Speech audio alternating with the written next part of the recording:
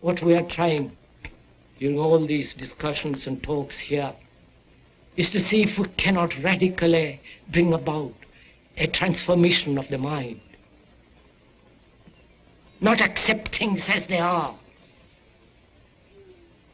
nor revolt against it. Revolt doesn't answer a thing.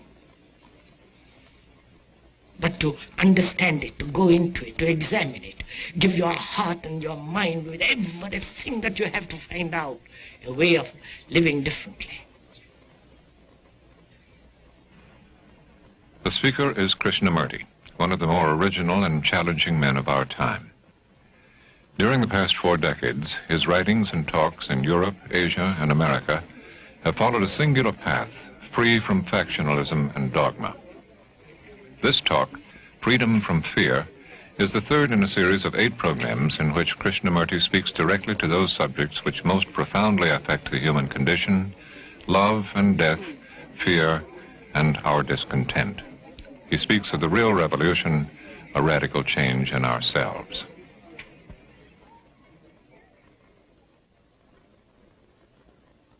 Considering what the world is now, with all the misery, conflict, destructive brutality, aggression, tremendous advancement in technology, and so on, it seems to me, though man has cultivated the external world and has more or less mastered it, inwardly he's still as he was. A great deal of animal in him is still brutal, violent, aggressive, acquisitive, competitive, and he has built a society along these lines. And the more one observes, and I think almost everyone, unless totally blind, deaf and dumb, is aware of the extraordinary contradictions of human beings, and to understand this extraordinary complex problem of existence, one must have tremendous passion, which cannot possibly be supplied by the intellect or by casual sentiment or emotionalism.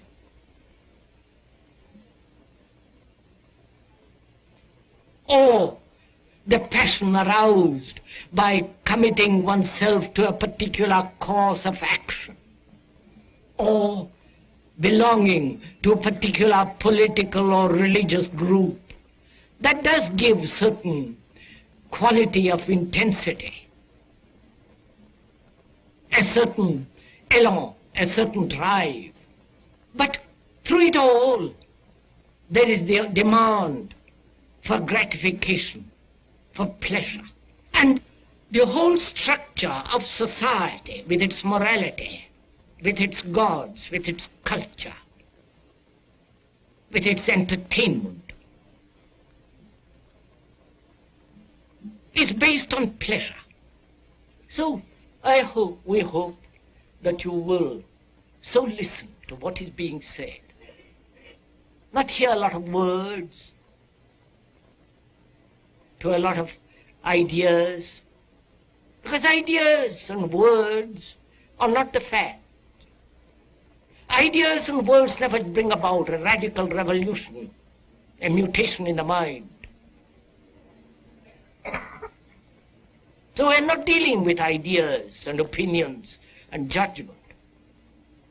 What we are concerned is with bringing about a radical revolution in the mind, and that revolution must take place without effort, because all effort has behind it a motive. And a revolution with a motive is not a revolution at all. a change, becomes merely a modified continuity when there is a motive. But a mutation, a radical transformation of the mind can only take place when there is no motive, and when we begin to understand the psychological structure of not only of society, which is part of us, and to understand it, there must be the act of listening. Not listening to the speaker, but listening to what is actually taking place in our souls.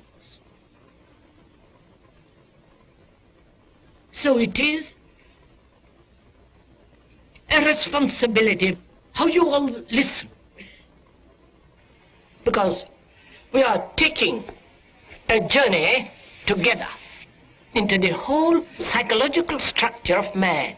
Because in the understanding of that structure and the meaning of it, we can then perhaps bring about a change in society. And society, God knows, needs a total change, a total revolution. So, as we were saying earlier, our whole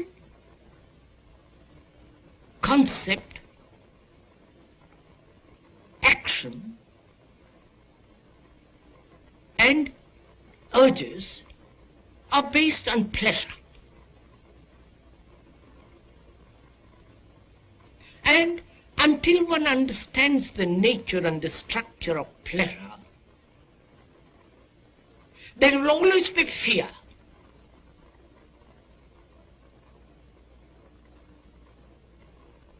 Fear not only in our relationships with each other, but fear of all life, the totality of existence. So without understanding pleasure, there can be no freedom from fear.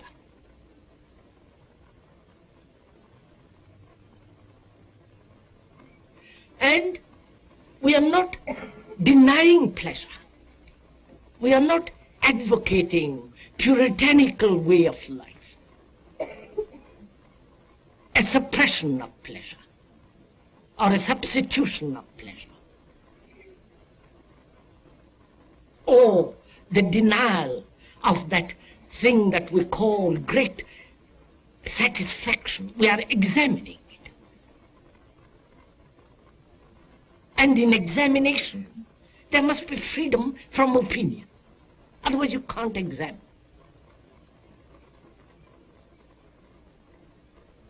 Pleasure is an extraordinary thing to understand. It needs a great deal of attention, a swiftness of mind, a subtle perception. So one has to understand it. And to understand it, there must be neither withholding nor denying that quality, that principle of pleasure.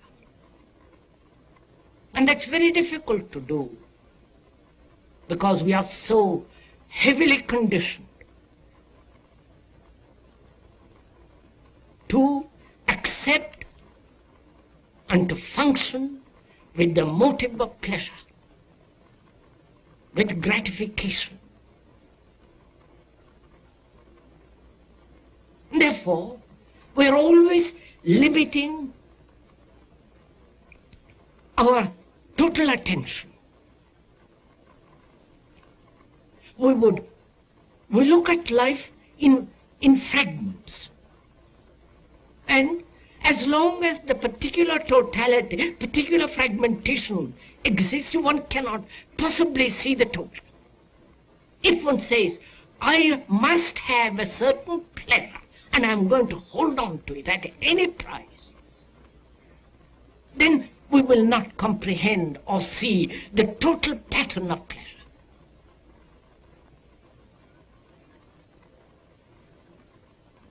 And we are concerned with seeing the totality of pleasure, what is involved in it. The pain, the frustration, the agony.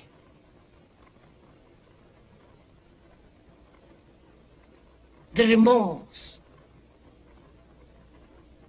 the ache of loneliness when all pleasure is denied.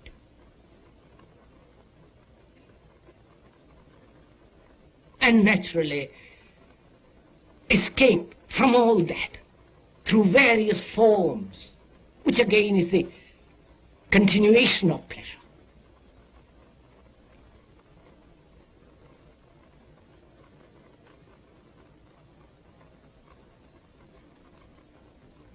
And a mind that is caught, that is conditioned by this principle of pleasure, cannot obviously see what is true, cannot think clearly, and therefore it has no passion. It translates passion as sexual, or achieving some fragmentary activity and fulfillment in that fragment.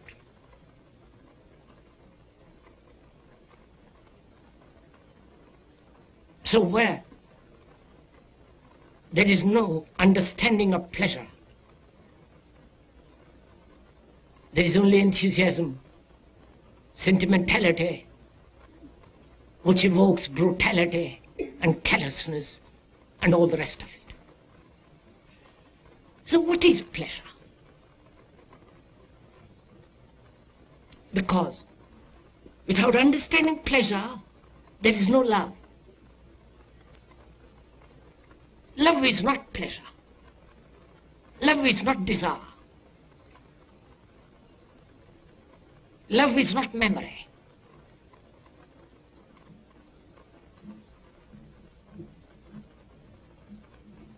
And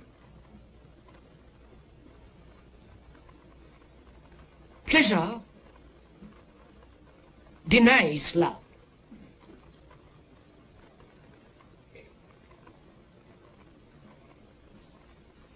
Therefore, it seems to me, it is important to understand this principle.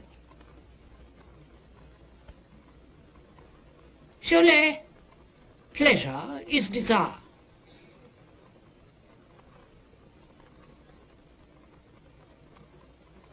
Desire,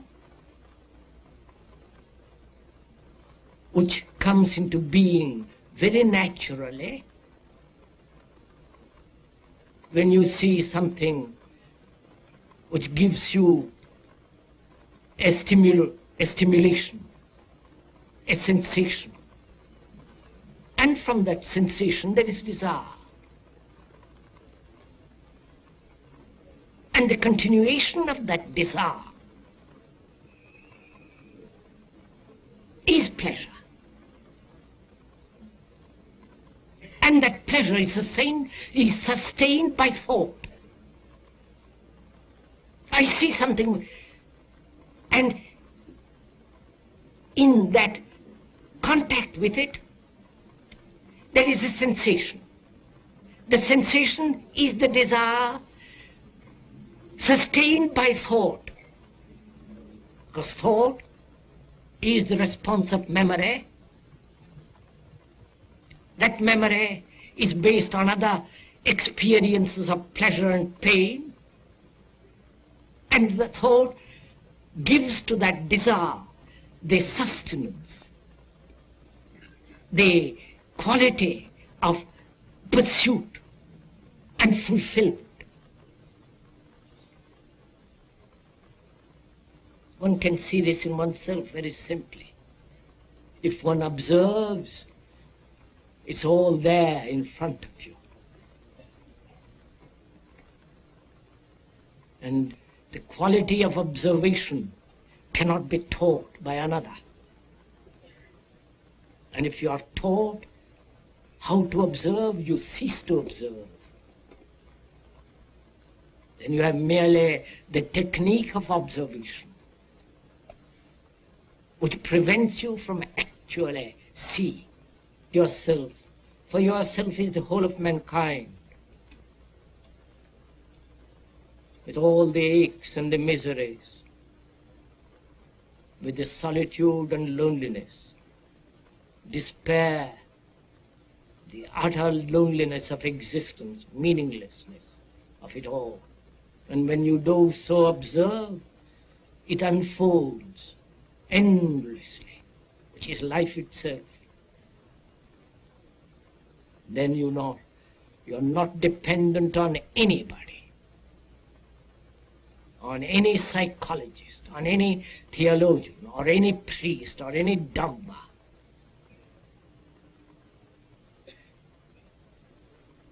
Then you are looking at this movement of life which is yourself. But unfortunately, we cannot look with clarity because we are driven by this principle of pleasure. So to understand pleasure, one has to understand the structure of thinking.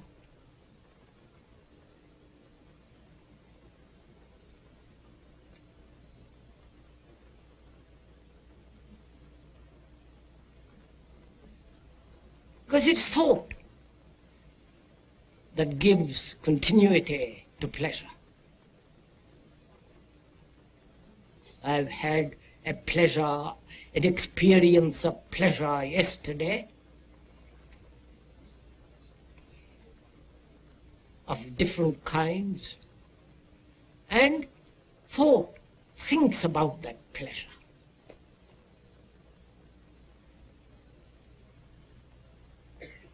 And demands its continuity.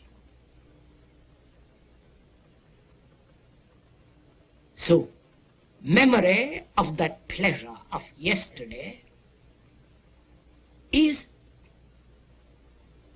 reacting, demanding that it be renewed through thought.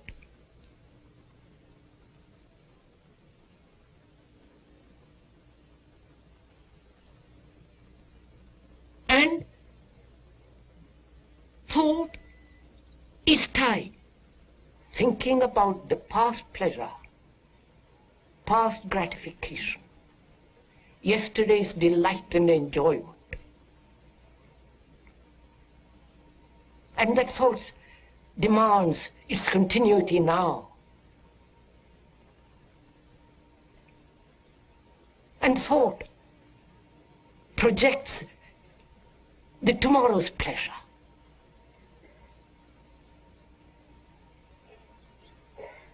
And thought creates the past, the present and the future, which is time. I have had that pleasure, I am going to have it, and I shall have it. This time quality is created by thought, bread put together by thought. And thought is time, and it is time that creates fear.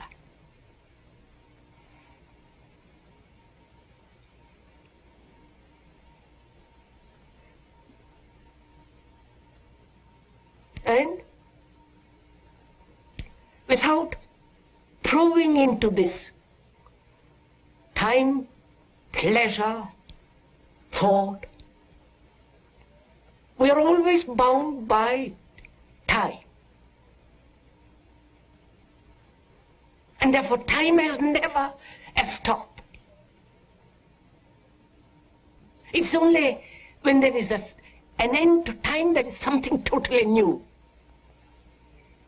Otherwise it's merely a continuity of what has been modified through the present and conditioned by the future.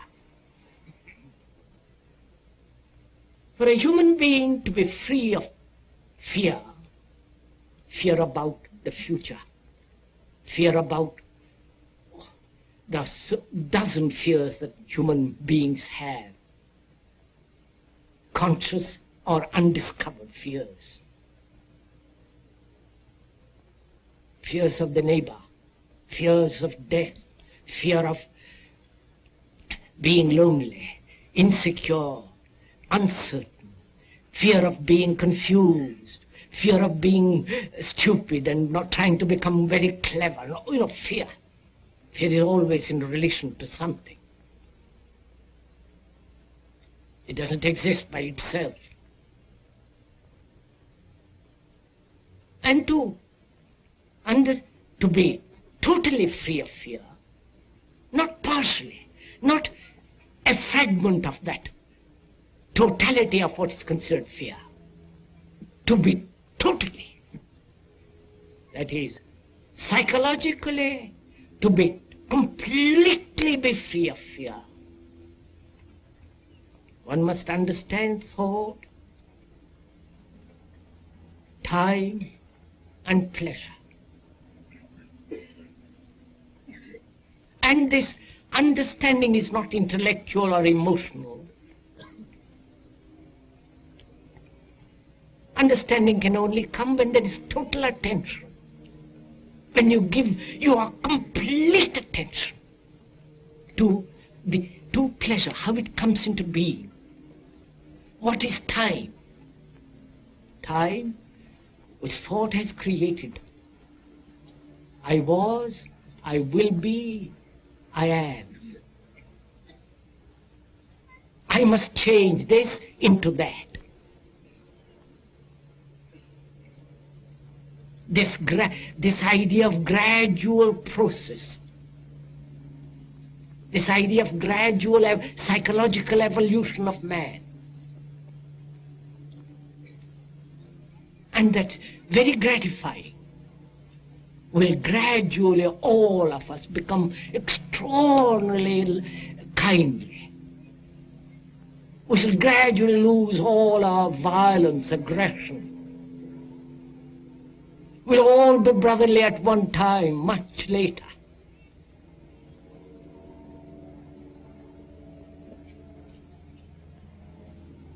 This gradual concept, which is generally called evolution psychologically,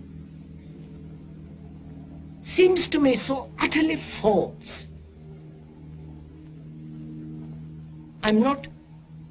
We are not offering an opinion. This is a fact.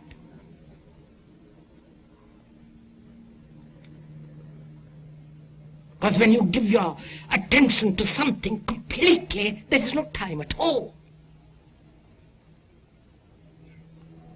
You don't say, I will do it tomorrow. In that state of attention, there is neither yesterday, today, or tomorrow. Therefore, time has come to an end.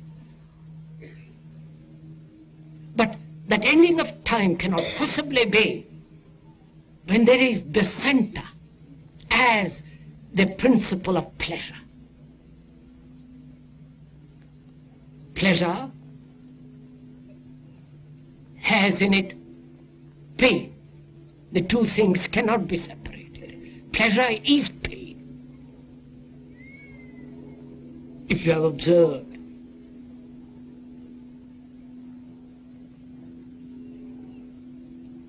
so you cannot possibly psychologically avoid pain if you are pursuing psychologically pleasure. We want the one and we don't want the other. We function emotionally. Want and not want. And when deep issues, fundamental problems are concerned, and to give to your mind totally to it is rather difficult when all your life has been dissipated. Dissipated in fragmentary action.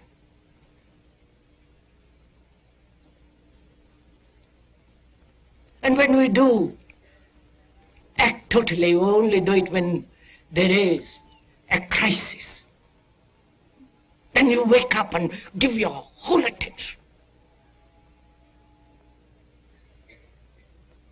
And this is a crisis. A talk of this kind is a crisis, is a challenge. You can't just push it aside.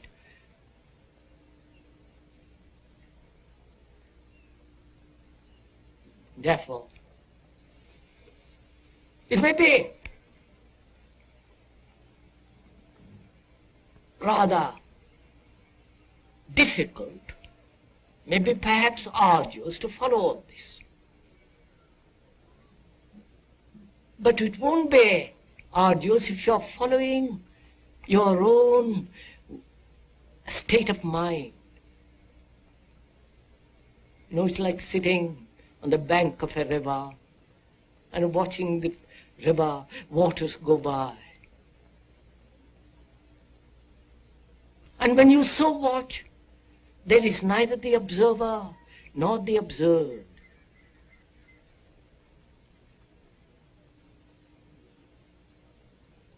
There is only a movement. But that to observe, that there must be no fear, no tide, no sense of pleasure and the demand for gratification. Then in that state you can observe the whole movement of life. The movement of life which is agony, despair, the ache of meaningless existence, the routine, the boredom, the great fears as of death, which we'll talk about another day. So you can watch all this. And when you so observe, the observer is that which is observing.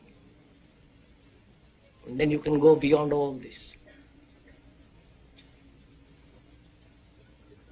And the mutation can only take place in the mind when time, pleasure, and fear have come to an end, and therefore there is a certain dimension of quality which cannot be approached through thought.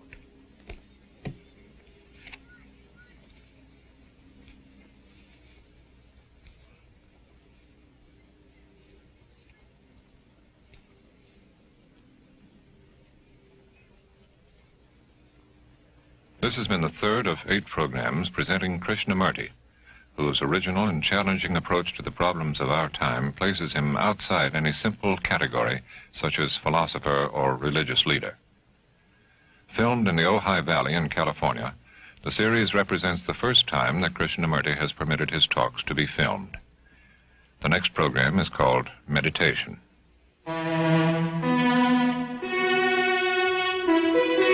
This is NET, the National Educational Television Network.